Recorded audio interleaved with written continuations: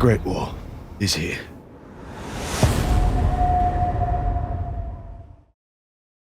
Hey YouTubers, Game of Thrones is almost here, so HBO has finally started promoting it. You're going to see more and more promos like this coming in the next couple of weeks.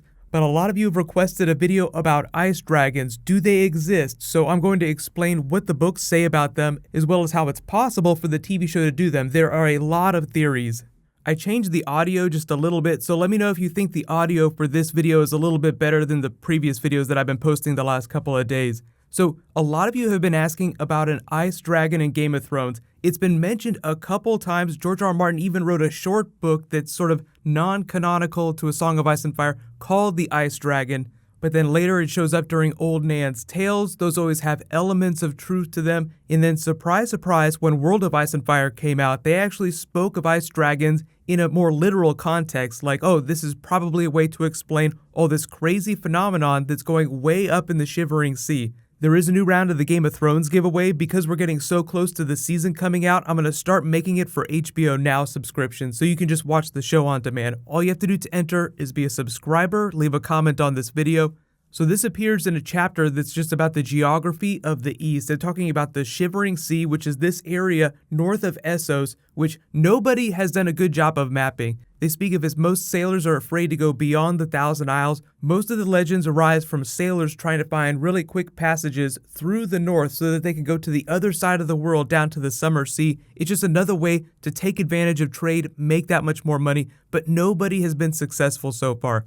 This would be one of those challenges to throw at the feet of Euron Greyjoy. He's boasted that he's seen more of the world, sailed more of the world than anyone else. But Maester Margate speaks on and says, of all the queer and fabulous denizens of the Shivering Sea, however, the greatest are the ice dragons. These colossal beasts, many times larger than the dragons of Valyria, are said to be made of living ice, with eyes of pale blue crystals and vast translucent wings through which the moon and stars can be glimpsed as they wheel across the sky. Whereas common dragons, if any dragons can truly said to be common, breathe flame, ice dragons supposedly breathe cold, a chill so terrible that it can freeze a man solid in half a heartbeat. Sailors from half 100 nations have glimpsed these great beasts over the centuries, so mayhaps there is some truth behind the tales. Margate has suggested that many of the legends of the North, freezing mists, ice ships, Cannibal Bay, and the like can be explained as distorted reports of ice dragon activity. Though an amusing notion, and not without a certain elegance, this remains the purest conjecture. As ice dragons supposedly melt when slain, no actual proof of their existence has ever been found. Then the rest of that material just goes on to talk about the other sea life up in that area, talking about big whales that live there, just other large sea creatures. Then later during Dance with Dragons, Jon Snow starts remembering the Old Nan tales about an ice dragon. Old Nan told them a lot of tales, especially about the Night's King, which we've now learned is a little bit different on the TV show. They call him the Night King, just I think to make it a little bit simpler. And George R. R. Martin has distinguished that the mythical Night's King from Old Nan's tales, the 10th Lord Commander, is somebody who died a long time ago. So based on the evidence the show has given us, there is an element to truth to Old Nan's tales, but obviously it ends up being much different in practicality. A couple years ago, most people just used to wonder whether or not Bran would be able to fly as the three-eyed raven told him using a dragon. Would he be able to warg a dragon, something that big? Because if he can warg a human being like Hodor, which is an incredibly difficult thing to do, even someone with a simple mind like Hodor's, then now that he's one of the most powerful people on the planet, shouldn't he also be able to do the same thing to one of Daenerys' dragons? George R. R. Martin got asked this all the time. Usually his answer is that there was no precedent for it. He wouldn't say no, he wouldn't say yes. He's very good about that. So given the level of his power as produced by the show, I say that he can warg one of the dragons, although it's not quite as simple as warging someone like Hodor.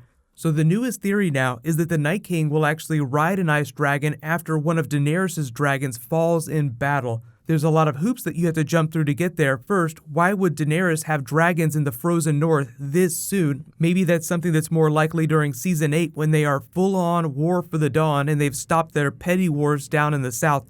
But just looking at the trailer footage, Jon Snow and a band of wildlings and other people have gone to the Lands of Always Winter to try and do something White Walker related. So there's going to be scenes up in that area. It's possible that Daenerys could take a dragon. And thematically, I think the books have actually been setting Daenerys up for a big fall. She's been invincible so far. The TV show flows a lot from that. It's actually made her more invincible than book Daenerys is, but her real power lies in her dragons. So how do you take power away from her? You kill one of the dragons. There's a number of ways to do it, but if you're going to do it with magic, there are only a couple of people that have power that's great enough. One, you could have an incredibly large force just try to attack the dragon before they were roasted alive. Two, someone like Bran or the Night King could try to control it with their magic.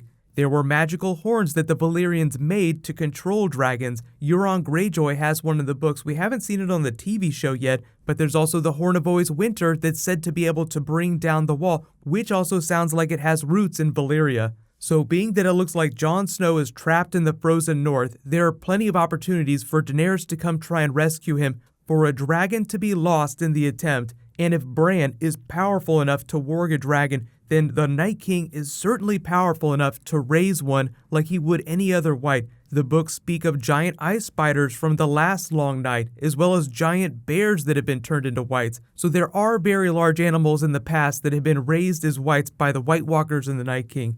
So let me know in the comments, do you actually feel like that's a direction that the show would go? It feels like a big TV-style WTF moment. You've never seen this before. You thought dragons were awesome. What do you think about a dragon that's raised as a white and ridden by the Night King into battle, making him seem that much more invincible?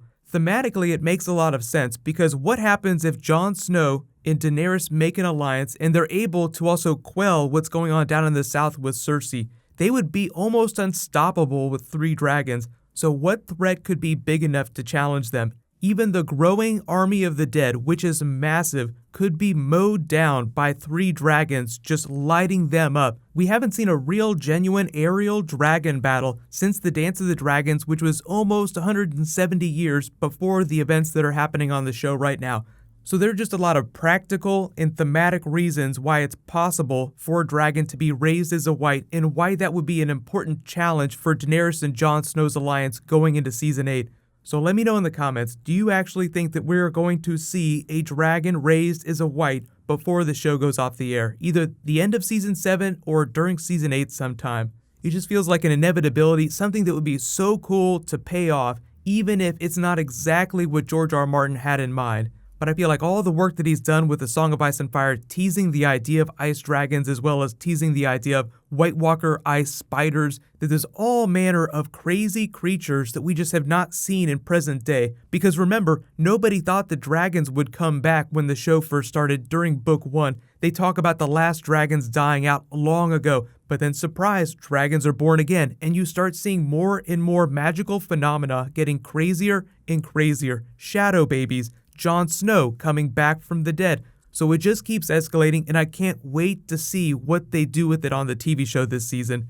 So leave all your requests for Game of Thrones bonus videos in the comments below. I'll be doing more and more as we get closer to the season. We're probably not going to see more footage for a little while, but a lot of you have been requesting a Tyrion video, so that'll probably be one of the next ones. But congratulations to the latest giveaway winner, Rohan Patel. Please private message me on the back end of my channel so I can get your contact details. There was a new round in this video. I'll just announce the winner the next time I post a Game of Thrones video. While you wait for that, click here to learn all about the new map theory from the trailer, and you can click here for my full trailer breakdown.